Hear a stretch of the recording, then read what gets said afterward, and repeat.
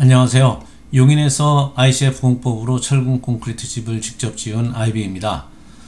오늘은 그 ICF 집 짓기 벽체 만드는 과정 중에서 가장 마지막 단계인 그 콘크리트 타설 그 부분에 대해서 말씀을 드리도록 하겠습니다. 콘크리트를 타설하기 전에 이제 가장 먼저 해야 될 것은 벽체가 다 완성이 되었으면 이제 수평근까지는 설치가 되어 있는데 수직근을 배열을 해야 되는데요. 수직근을 이제 쭉 설치하는 방식은 일단 웹 간격이, 그러니까 요 다리가 간격이 15cm 정도 간격으로 되어 있으니까 그 간격에 맞춰 가지고 그거 간격을 감안해 가지고 설계상에 그 나와 있는 그 간격을 맞춰서 배근을 하시면 되는데요.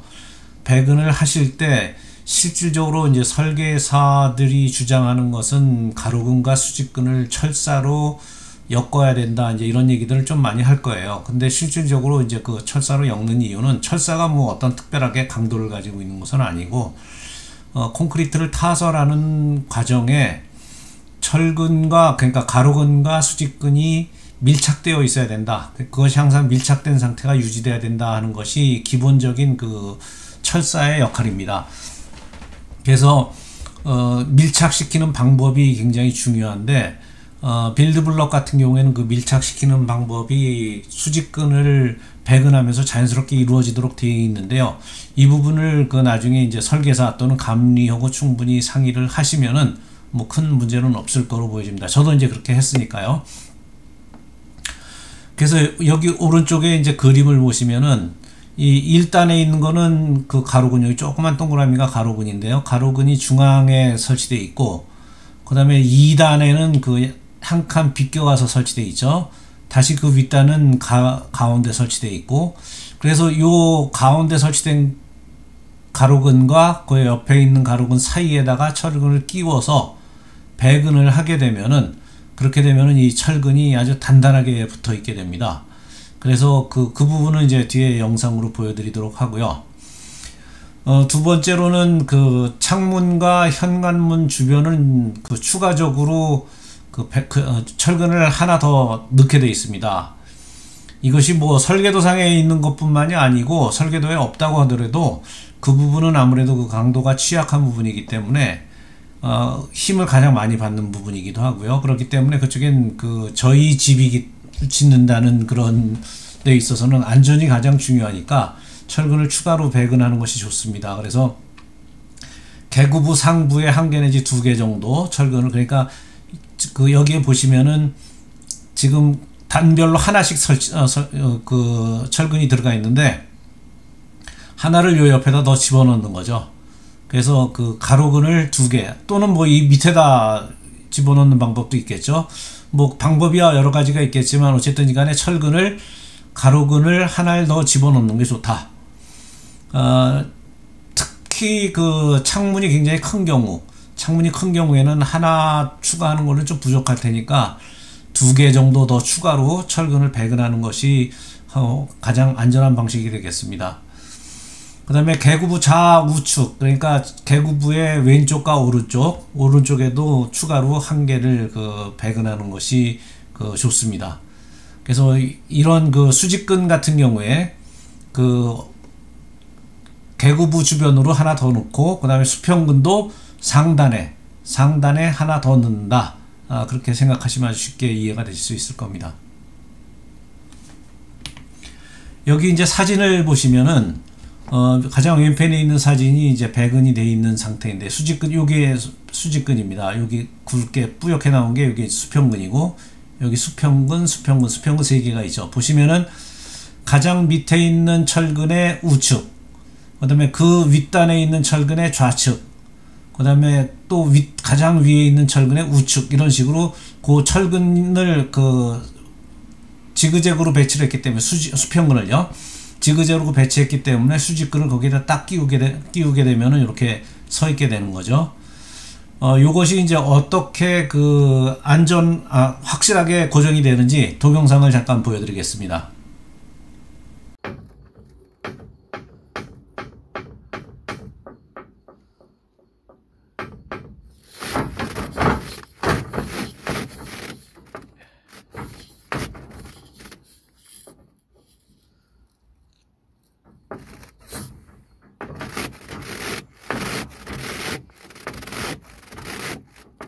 예, 그 방금 그 보신 동영상에서 보시면은 그 철근 수직근을 제가 위아래로 이렇게 들었다 내렸다 할 때 철근끼리 마찰되는 소음이 들릴 겁니다. 그래서 그 철근끼리 마찰되는 소음이 들린다는 것은 철근과 접촉해 가지고 가로근과 수직근이 서로 밀착해서 접착돼 있다는 것을 그 증명해 주는 것이죠. 그래서 그 별도로 철사를 엮지 않더라도 철근과 철근이 딱 붙어 있다는 것을 그 확인할 수 있습니다.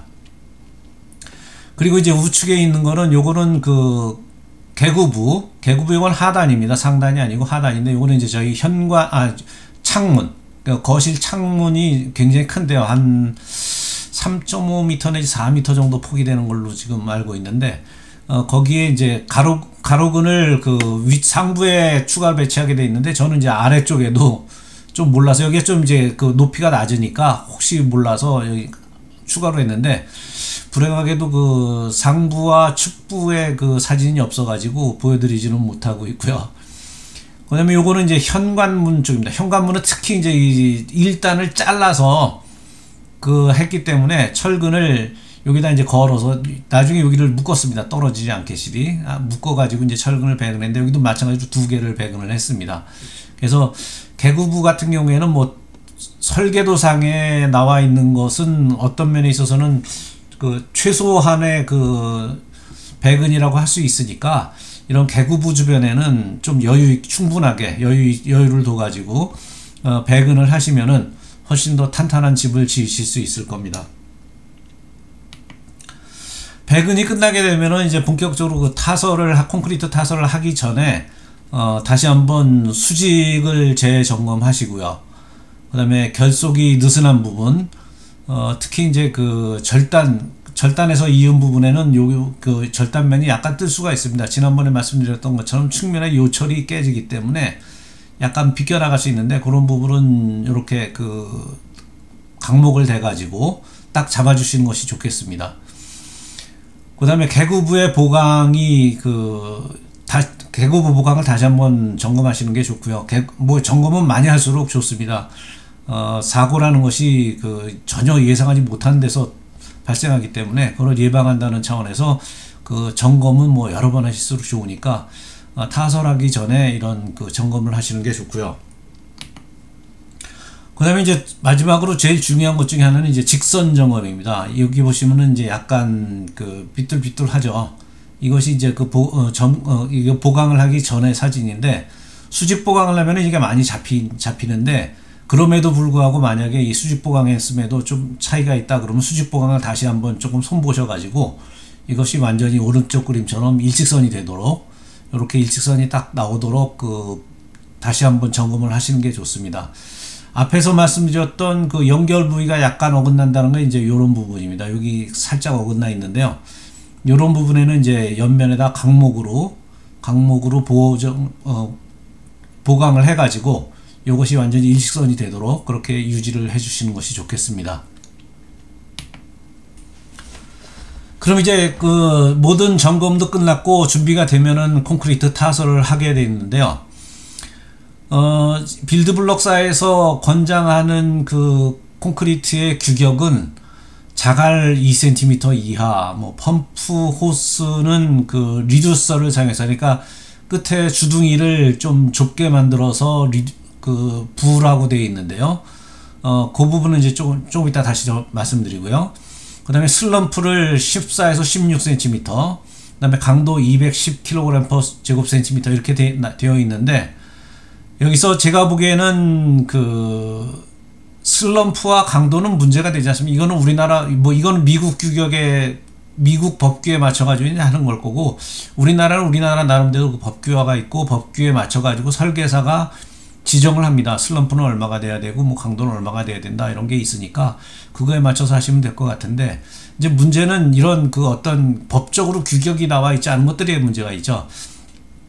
특히 이제 레미콘 회사에 자갈 2cm 이하의 레미콘을 공급해달라 그러면은 아마 레미콘을 공급받지 못하실 겁니다. 뭐 저를 위해서 뭐 예를 들어서 한 2트럭 내지 3트럭, 벽체에는 뭐 그 정도뿐이 안 들어가니까 그거를 팔기 위해서 자갈을 특별하게 2cm 이하를 골라서 집어넣는다는 거는 상상할 수 없는 일이고요.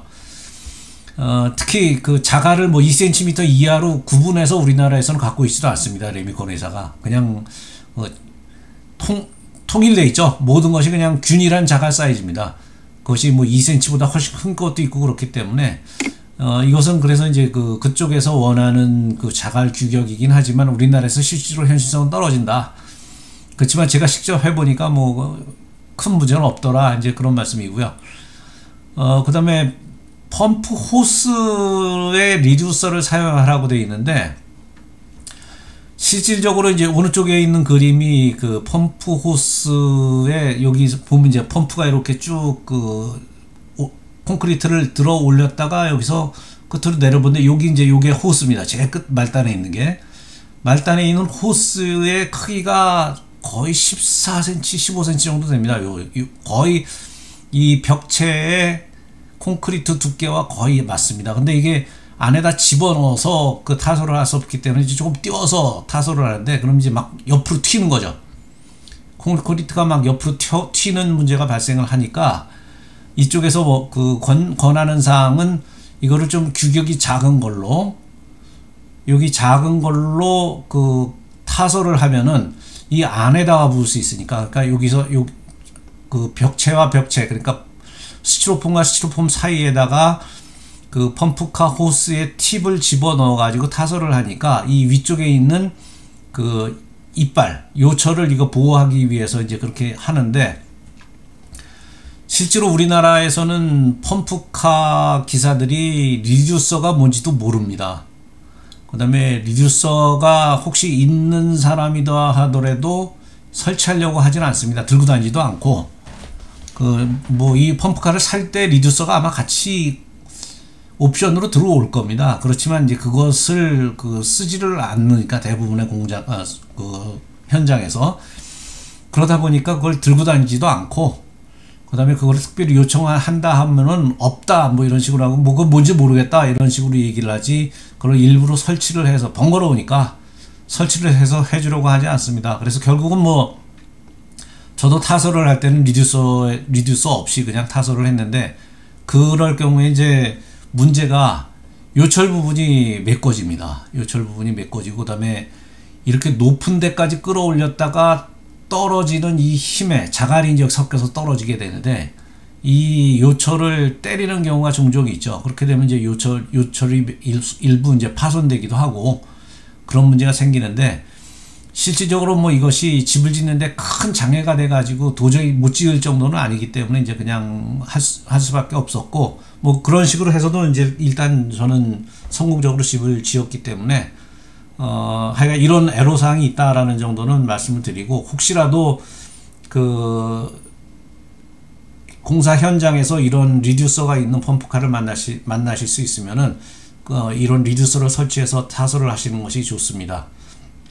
그리고 이런 요철이 메꿔지고 그다음에 파괴되는 거를 방지하기 위해서 이쪽에 이제 뭐 깔때기를 사전에 제작을 해서 타설하는 것도 방법이 되겠습니다. 전 한번 해볼까 했는데 너무 시간에 쫓겨갖고 사실 그것은 못했거든요. 근데 여기에 깔때기 형식으로 그 펌프카 호스를 따라가면서 붓는 것도 충분히 고려할 필요가 있을 겁니다. 그럴 경우에는 이제 사람이 한 명이 더 추가가 돼야겠죠. 요게 이제 타설 후 영상입니다. 타설 후 영상인데 보시면은 이런 부분에 있어서 흘러나온 그러니까 이 콘크리트가 흘러나온 부분이 굉장히 거의 없습니다. 그 정도로 기밀이 굉장히 잘 된다는 얘기예요. 그러니까 물이 새 나오는 것도 막을 수 있을 정도로 기밀이 굉장히 잘 되는 그런 공법이라는 것이 이제 이 콘크리트 타설 과정에서 다시 한번 증명이 됩니다. 뭐 일부 이제 약간씩 이제 새 나오는 거는 있는데 그런 경우가 뭐 그렇게 뭐 전체 면적에서 요 선에서 일부 새는 건데 그것이 뭐 전체 면적에서 단열이 깨질 정도의 그 영향을 주지는 않는 거고 그래서 기밀이라고 얘기하는 부분에 있어서는 진짜로 탁월한 그 기밀 그러니까 보온재 사이의 기밀도 유지가 된다라고 보여집니다. 그러면 이제 제가 타설하는 그 동영상을 짧은데요. 잠깐 보여드리도록 하겠습니다.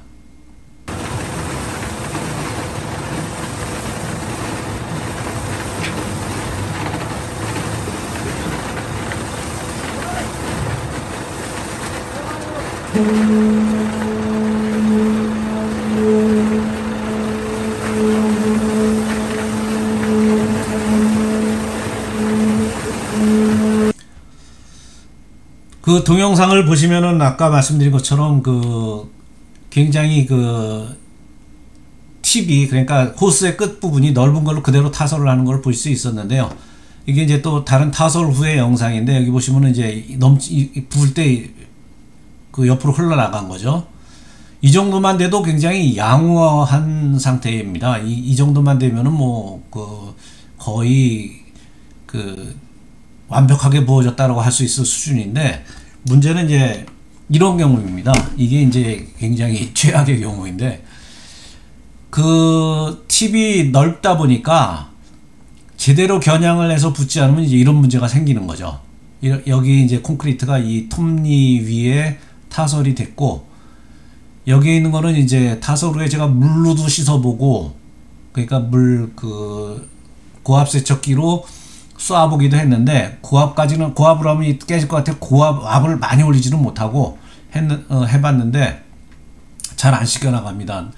특히 이제 자갈 같은 게 여기 끼어가지고, 모래하고 자갈이 껴가지고 쉽게 제거가 되지 않고, 그래서 결국은 저는 이것이 다 그 양생이 된 다음에 일일이 하나씩 다 그 떼어냈습니다. 뭐 떼는 거는 콘크리트가 그 이 스티로폼하고 그렇게 접착력이 완벽하게 아주 좋지는 않기 때문에, 특히 이제 폼 자체가 신축성이 있다 보니까 쉽게 이제 툭툭 치면 떨어져 나오는데, 그러더라도 이 집을 전체를 뺑 돌아서 이걸 한다면 수백이 넘을 것 같아요. 수천 번의 그 청소를 하나씩 툭툭 쳐내야 되니까요.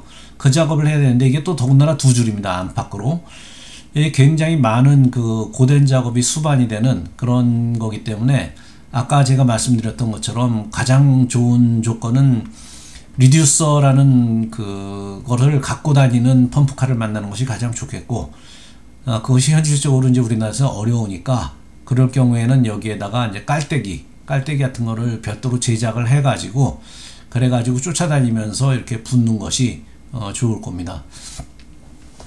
이 타설할 때는 그 인력이 일단 첫 번째로는 그 펌프카 기사가 이제 펌프카를 조정을 하고요. 그럼 펌프카에 딸려서 들어오니까, 뭐 요즘은 펌프카가 얼마인지 모르겠지만 제가 할 때는 한 번 움직이는데 60만 원이었고요.